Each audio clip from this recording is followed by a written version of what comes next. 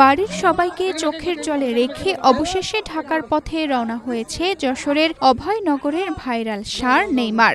উপজেলার ডাঙ্গা মসিহাটি গ্রামের খামারি নিরঞ্জন পাড়ে ৩ বছর ধরে আদর যত্নে লালন করা ১৩০০ কেজি ওজনের ফ্লেগবি জাতের এই ষাঁড়টি ৮ লাখ টাকায় ঢাকার এক ব্যবসায়ীর কাছে বিক্রি করেছেন। সেপনিল প্রাণঘাতী জীবাণুদের বিরুদ্ধেও দারুণ কার্যকর।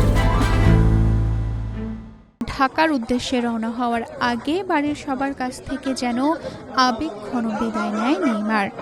পরিবারের সদস্যদের কান্নার মাধ্যমেই শান্তভাবে ট্রাকে উঠে যায় বিশাল আকৃতির ষাঁড়টি। ৫ ফুট ৬ ইঞ্চি উচ্চতার নেইমারের দাম প্রথমে ১২ লাখ টাকা চাওয়া হলেও শেষ পর্যন্ত ৮ লাখ টাকায় বিক্রি হয়। সামাজিক যোগাযোগ মাধ্যমে ভাইরাল হওয়ার পর প্রতিদিনই দূর দূরান্ত থেকে মানুষ গরুটি দেখতে ভিড় জমাতো খামারে।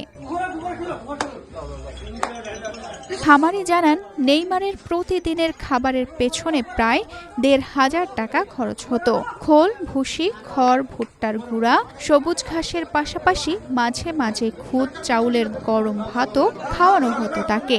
এছাড়া আরামদায়ক কার্পেট, বৈদ্যুতিক ফ্যান ও নিয়মিত গোসলের বিশেষ ব্যবস্থাও ছিল এই তারকা ষাঁড়টির জন্য।